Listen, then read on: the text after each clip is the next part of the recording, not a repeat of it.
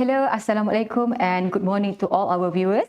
Welcome to the National Institutes of Health, NIH CME Session 2023, organized and brought to you by Sector for Research Information Resources, NIH. So we are now live from NIH Studio City Alam and also via our YouTube channel, NIH Ministry of Health, Malaysia. For those who just joined us, you can just register yourself at the link provided in the description section, and should you have any questions, just leave your comment in the link provided and I will read your questions towards the end of our session. Alright, so today is the 7th series of NIH CME for this year, and this is the platform which provides NIH researchers to share their experience, their research findings and their knowledge with others. So together with us today, we have a very special guest on board, Mr. Lim Kwang Kwei. But before that, let's have a look at this montage and we'll be right back. Malaysia is currently facing the double burden of communicable and non-communicable diseases, together with lifestyle risk factors, which pose devastating consequences on population health. Population-based data is vital for monitoring of health status of our population, while indirectly evaluating various strategies and programs implemented by the Ministry of Health. The Institute for Public Health, or better known as IKU, is one of the research institutes under the National Institutes of Health, Ministry of Health Malaysia, that spirits national epidemiological research, with the goal of supporting evidence-based policy making, through public health research and regular population-based surveys.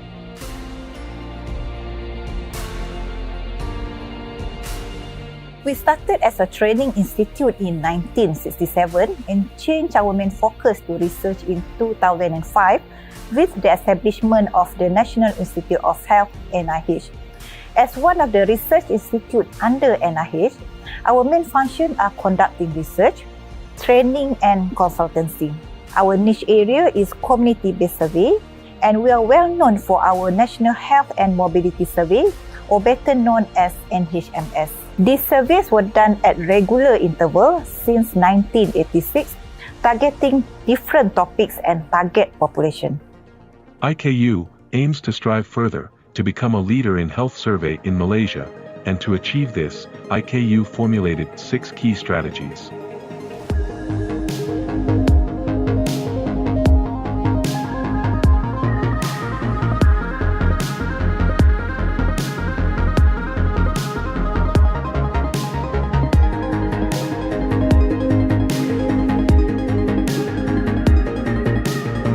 IKU value knowledge as a commodity to be shared, and continuously disseminate the research findings.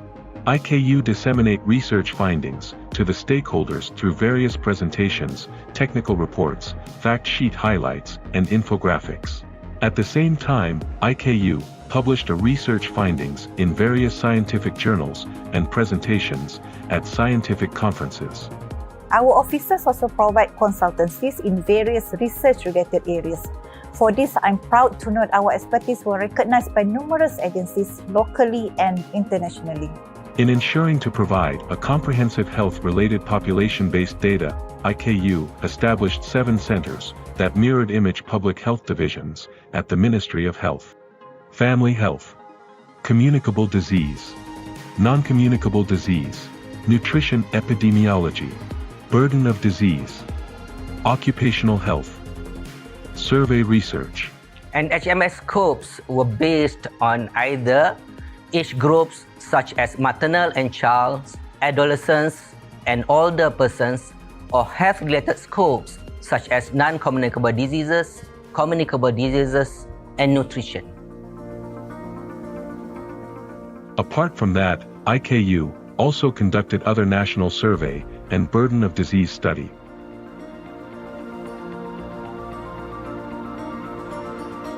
IKU is also actively involved in interventional study, also conducted development and validation of new research tools, as well as a systematic and scoping review. To produce quality research, we must adopt cutting-edge technologies. Facilities in IKU are equipped with research-critical equipment and systems to ensure that we produce quality research output. Through the years, IKU has significantly enhanced its capacity as a research institute. IKU achievements can be seen through his contributions to the key performance indicators set by the top managements. We strive to be the center of excellence in epidemiological and survey research through conducting high-impact research in supporting the Ministry of Health for evidence-based policymaking.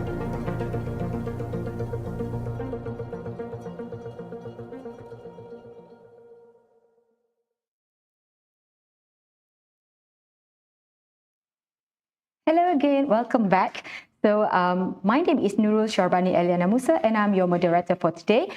So together with me, as I said before, I have a very special guest on board, Mr. Lim Kuan Kwei. All right, so let me give you a brief introduction about our speaker for today.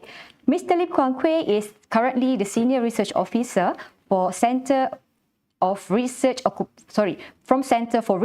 for Occupational Health Research, COHR, Institute for Public Health, IKU, National Institute of Health, MOH, Malaysia. He obtained his Bachelor Science of Environment in 2001 and Master Science of Environment in 2007 from University Putra, Malaysia, and Master of Medical Science in Medicine in 2010 from University Kebangsaan, Malaysia. Mr. Lim has joined the Institute for Public Health since 2011 and since then has been involved in various research projects, particularly national survey and occupational health research. His research area are survey methodology, occupational and environmental health, epidemiology, and nutrition. All right. So he is currently supporting the implementation of all research projects in IKU, and he is the principal investigator for the research project of NHMS 2022 Adolescent Health. Mr. Lim is very much involved in teaching and consultation in research methodology and data analysis. He is the author of many articles published in peer-reviewed journals and has presented his papers in various conferences locally and internationally. So in today's session, he will talk about his research findings. But before we start, I would like to remind all our viewers to just register yourself in the link provided in the description section. And if you have any questions, do drop your comments, your feedback, and then I will read your question towards the end of our session. All right. So Mr. Lim, are you ready? Yes. Okay. Thank you, Puan Nurul. All right. Thank you, and a very good morning to everyone, and welcome to my CME presentation. Before I start, we introduce myself first. I'm Mr. Lim Kuan Kwei, Senior Research Officer from Institute for Public Health, National Institute for Health, MOH, and also the principal investigator for this survey project entitled National Health and Mobility Survey 2022, focused on Adolescent Health Survey. Without further delay, I will continue with my NHMS 2022 Adolescent Health Survey presentation. The outline of my presentation is as follows. I will start with introduction, followed by objective, methodology, findings, conclusion, and recommendations. Okay, by definition, WHO define adolescent as a group of population aged 10 to 19.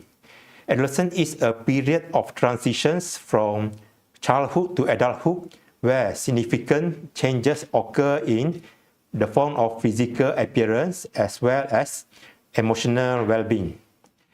Generally, the adolescent was perceived as the healthiest population in the world. However, many studies conducted in many countries have observed multiple morbidities among adolescents resulting from unhealthy lifestyle.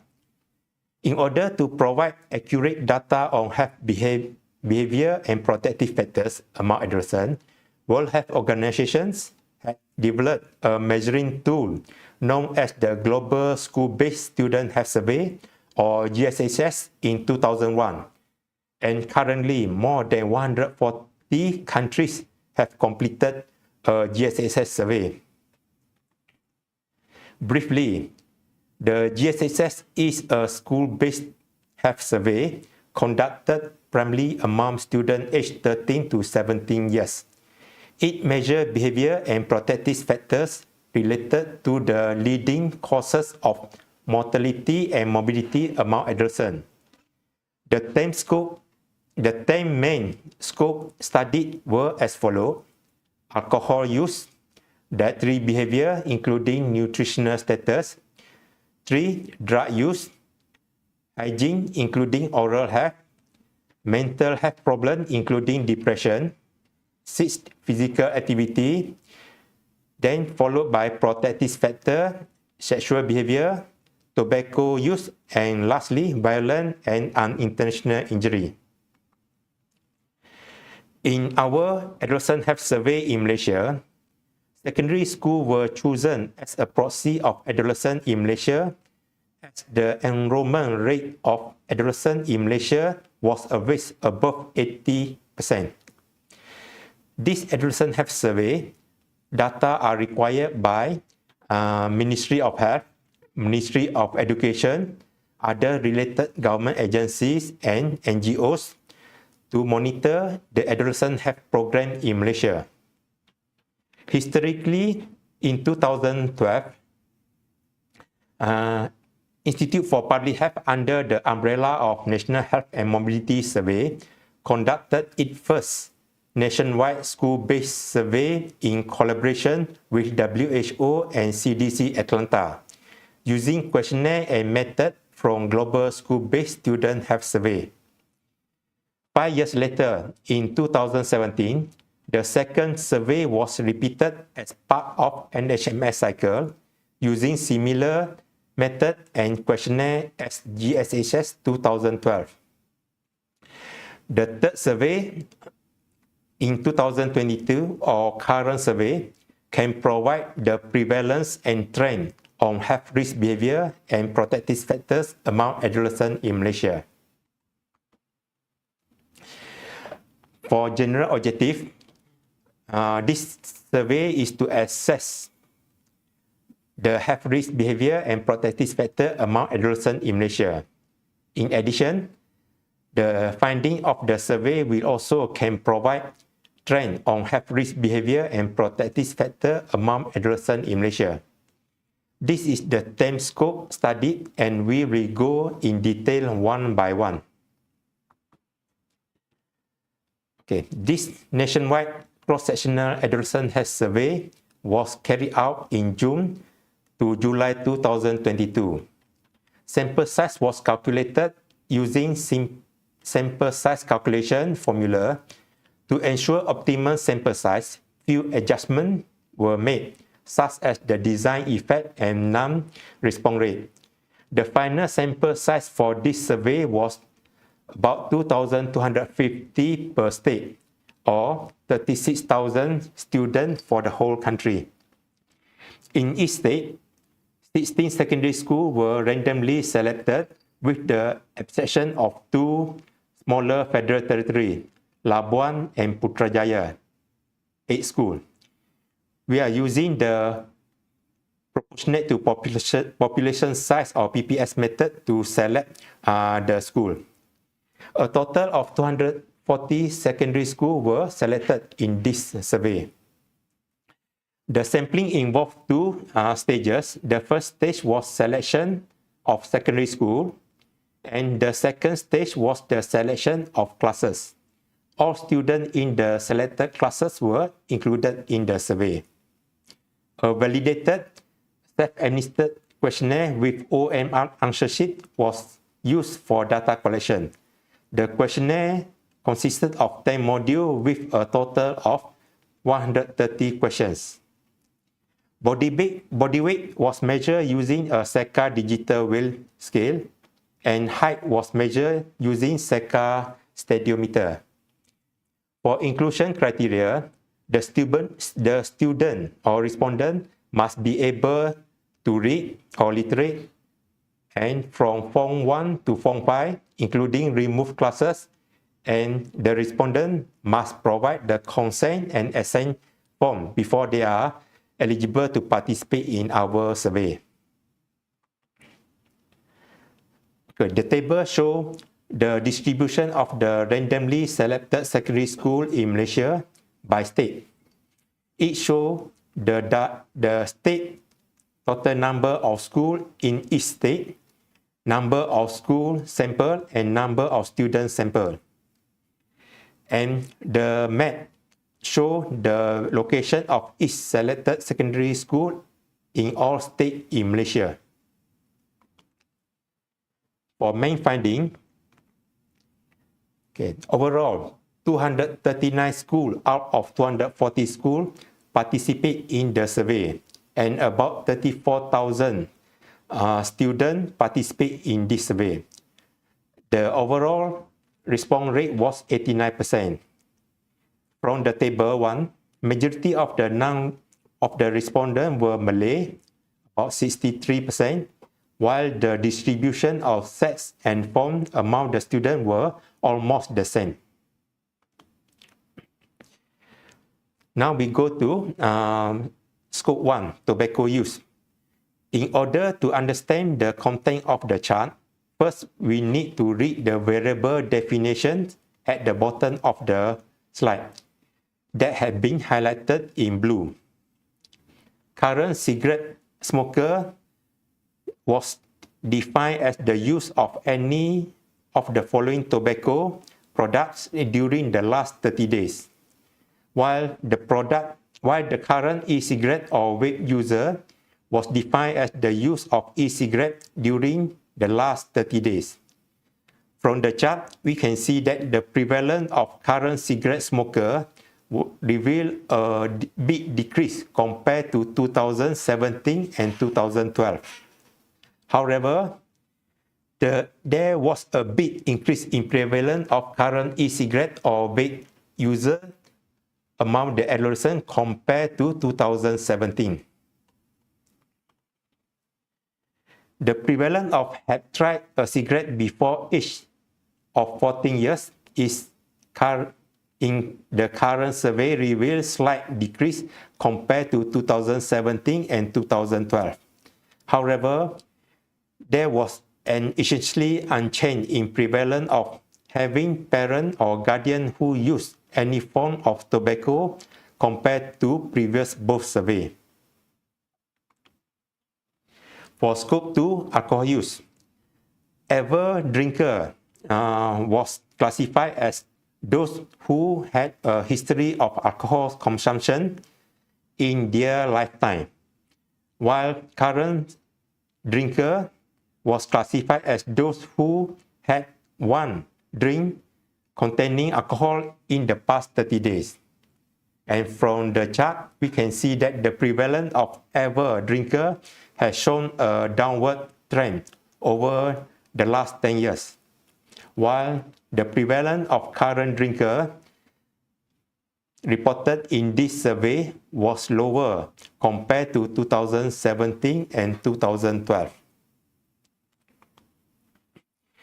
Among the current drinker, the trend of obtaining their alcoholic beverage from family increased compared to 2017 and 2012. For drug use, average drug use means adolescents who had a history of drug use in their lifetime. And current drug use means adolescents who use drugs in the past 30 days. And from the chart, the prevalence of average drug use show an increasing trend compared to 2017 and 2012, while the prevalence of current drug use decreased over the last 5 years. Among current drug users, bought from someone else is the highest source of getting drugs among adolescents in Malaysia over the last 5 years. Okay, for scope 4, sexual behavior, ever had sex was classified as any positive answer for first sexual intercourse, and current sexual intercourse was classified as sexual intercourse in the past 30 days. And from the first chart, we can see that the prevalence of ever had sex and current sexual intercourse in the second chart show the trend was essentially unchanged over the last 5 years. However, the trend is still high. Among whoever had sex, the prevalence of use condom during their last sexual intercourse and use other birth control method was essentially unchanged over the last 5 years. For scope 5, violent and unintentional injury, the physical fight was classified in this survey was two individuals about the same strength or power choose to fight each other in the past 12 months. And bullying means when a student or group of adolescents say or do bad or unpleasant thing to another student in the past 30 days. From the chart, we can see that the prevalence of physical fight reveals a decreasing trend compared to 2017 and 2012. And in the second chart, the prevalence of had been bullied also show a decreasing trend over the last 10 years. For physical abuse at home, means someone is hit so hard that it left mark or caused an injury in the past 30 days. And verbal abuse at home means someone had hurtful or insulting things said to them at home in the past 30 days. From both charts, we can see that the prevalence of physical abuse at home and verbal abuse at home reveal a slight decrease compared to 2017 and 2012. And next we go to mental health problem. For depression, mean a positive score was defined as a score of 10 and above for PHQ-9 tools, and participants with this score were categorized as having depression. From the chart, we can see that the prevalence of depression revealed an increasing trend over the last 10 years. However, the findings should be interpreted with caution. In 2012 and 2017 surveys, the DAS-21 instrument was used to measure the depression among the adolescents, while in the current study, patient health questionnaire or PHQ-9 was used.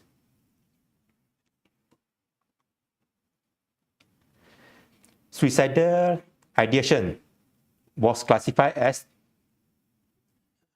ever seriously considered attempting suicide in the past 12 months. And suicidal attempt means attempted suicide in the last at least once in the past 12 months. And from the chart, we can see that the prevalence of suicidal ideation revealed an increasing trend over the last 10 years. The second chart of suicidal attempt showed that the prevalence of suicidal attempt also revealed an increasing trend over the last 10 years. Lonely. Respondents either most of the time or always felt lonely in the past 12 months. And no close friend was classified as do not have any close friend. The prevalence of loneliness and no close friend reveal an increasing trend over the last 10 years.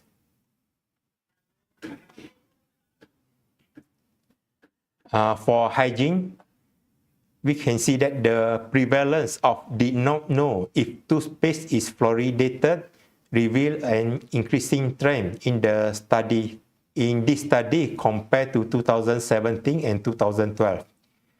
And in the second chart, the prevalence of toothbrushing at least twice daily also show a slight decrease over the last 5 years.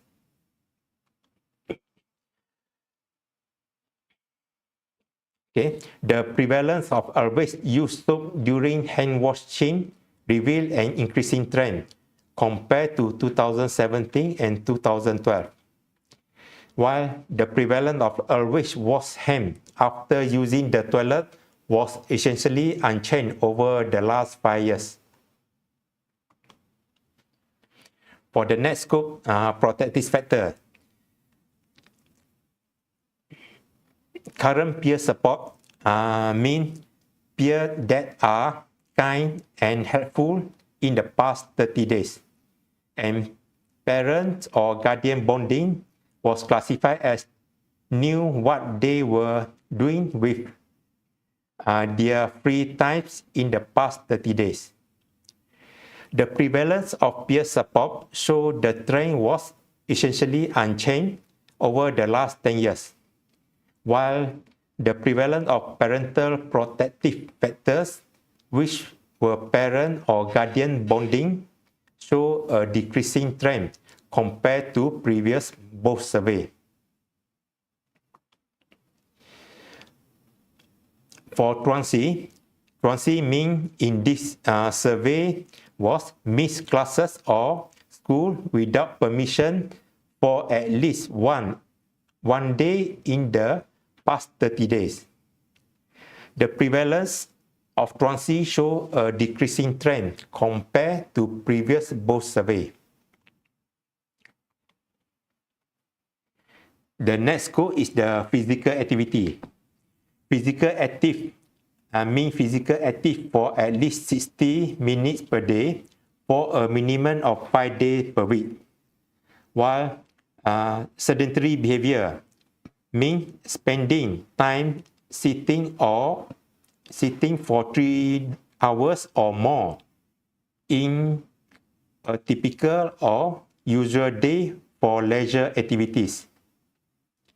And from the chart 1, we can see that the prevalence of physical activity showed the trend was essentially unchanged compared to 2017 and 2012.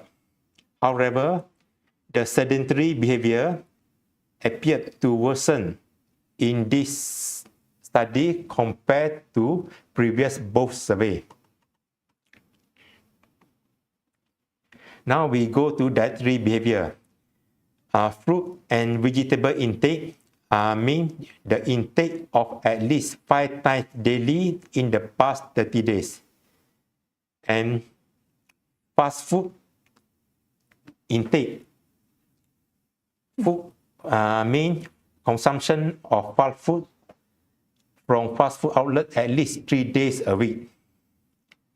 The prevalence of fruit and vegetable intake of at least 5 times daily reveal a decreasing trend over the last 10 years. In addition, a slight decreasing trend was also seen in fast food intake of at least 3 days a week compared to 2017.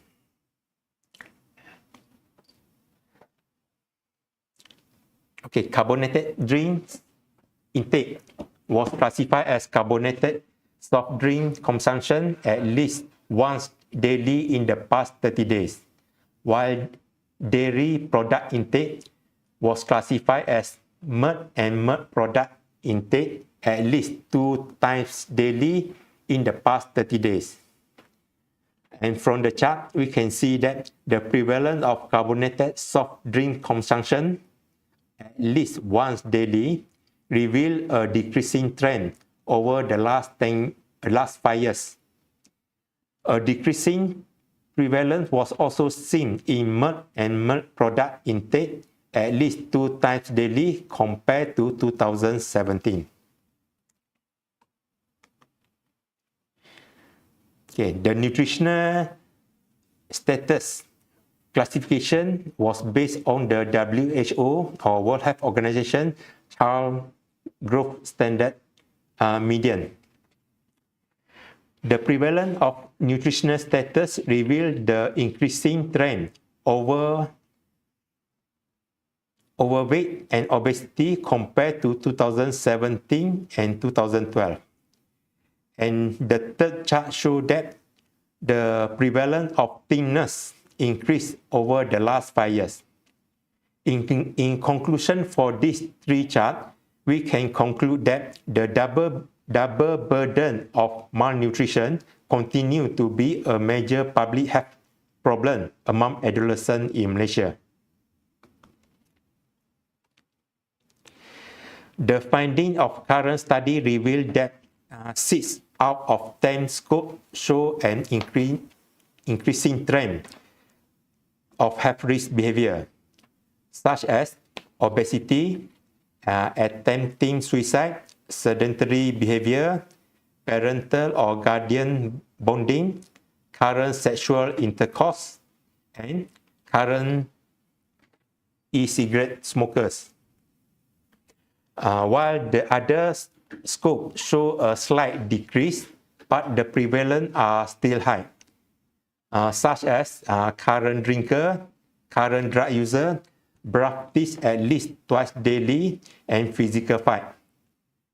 Compared to our neighboring countries, such as Brunei, Indonesia, and Thailand, which also implemented global school-based student health survey using similar questionnaire and method, our prevalence of health risk behavior is among the highest in the region.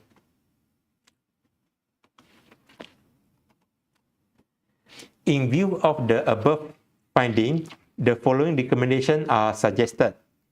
We suggest strengthening the multi-approach school-based nutritional and physical intervention to motivate behavioral modification for improving healthy eating and lifestyle among adolescents. We also suggest to improve the nutritional school curriculum that teaches life skills such as effective coping strategies as part of program Minda Sehat.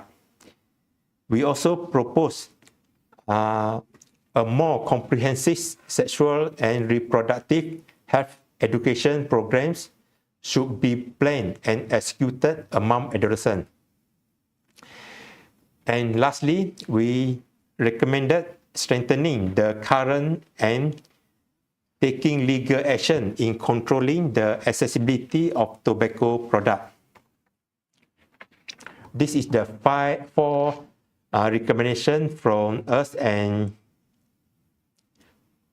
I think we still need more recommendations in order to overcome the health risk problem among the adolescents. The NHMS 2022 Adolescent Health Survey Technical Report can be accessed by scanning this QR code or download from our website www.iku.gov.my/NHMS. In our website, we also upload the infographic booklet of the current survey in Bahasa and in English. Last but not least, I wanted to take this opportunity to thank the Ministry of Health, NHMS Steering Committee, Ministry of Education, research team members, liaison officer, data collectors, teachers, and students. Okay, thank you. All right. Right. Thank you, Mr. Lim, for your splendid explanation.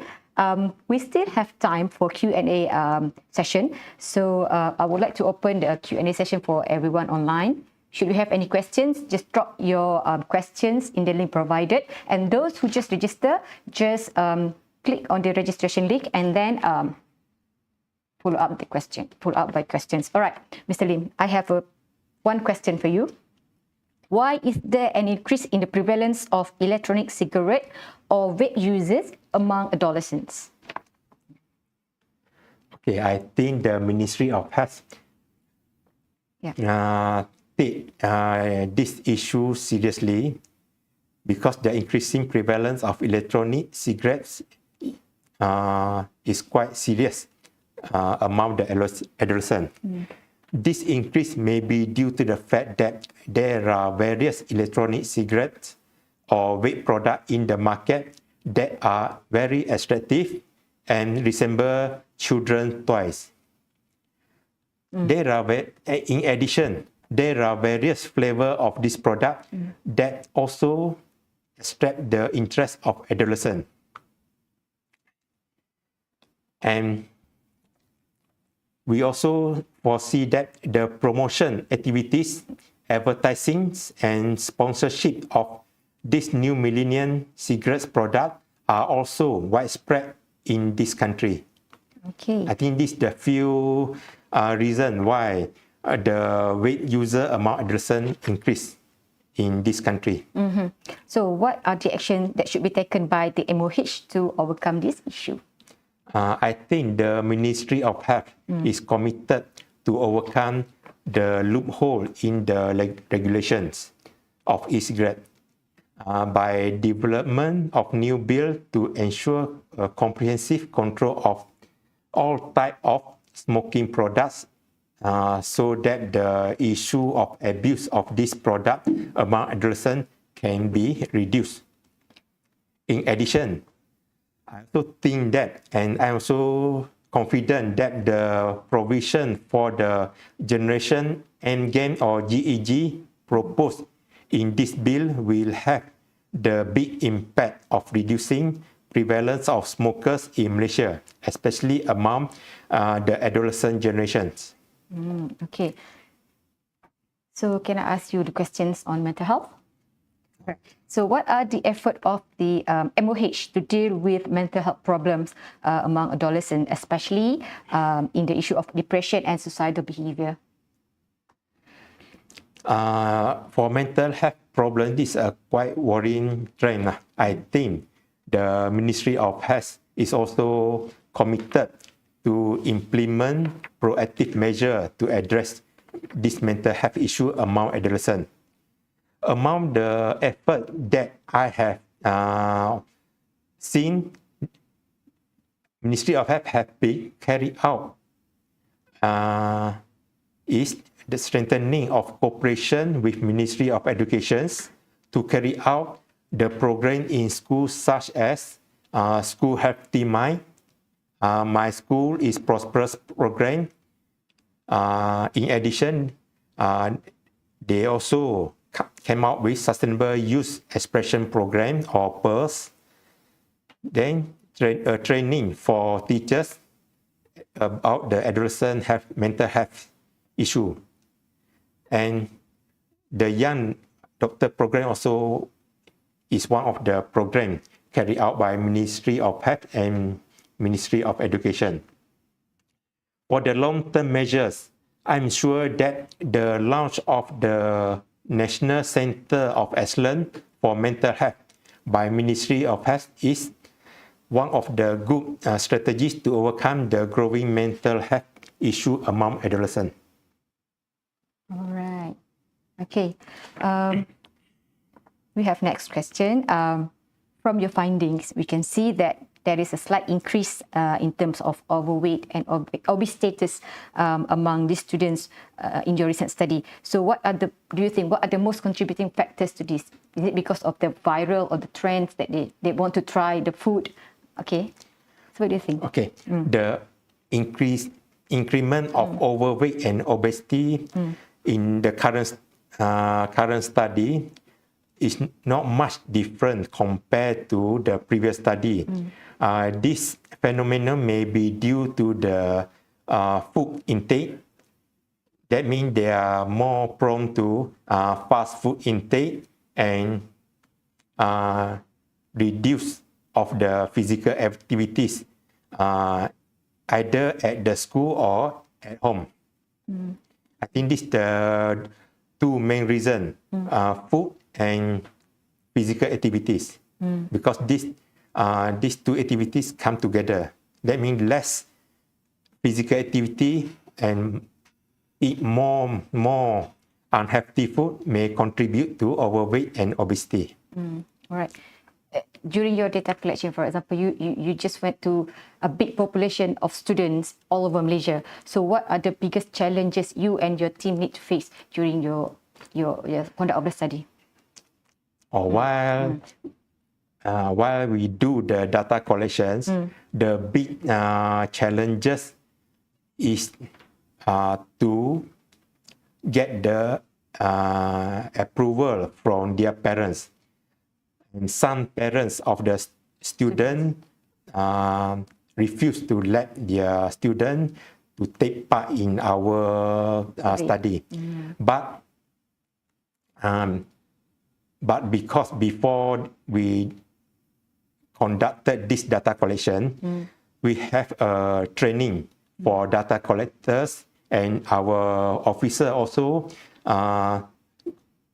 approached the teachers and the school, so that the teachers and school can give a clear explanation to these parents, so that we can increase the response rate for this survey.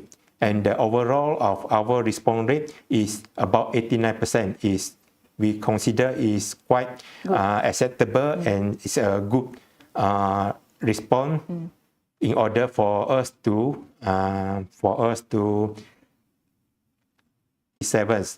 because based on these 3 surveys, the Ministry of Health and Ministry of Education will review their existing program and make some improvement on the programs.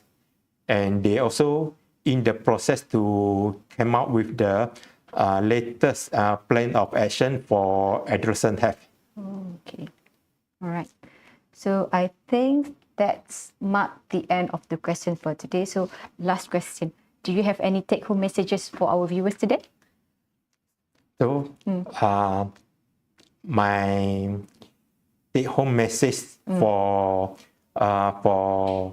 audience and all the Malaysian populations is to have a healthy lifestyle, and do a lot of physical activities and eat healthy food in order to have the Malaysian population having a very good healthy populations. Okay, I think this is the take-home message to the audience, especially for the adolescent, because their life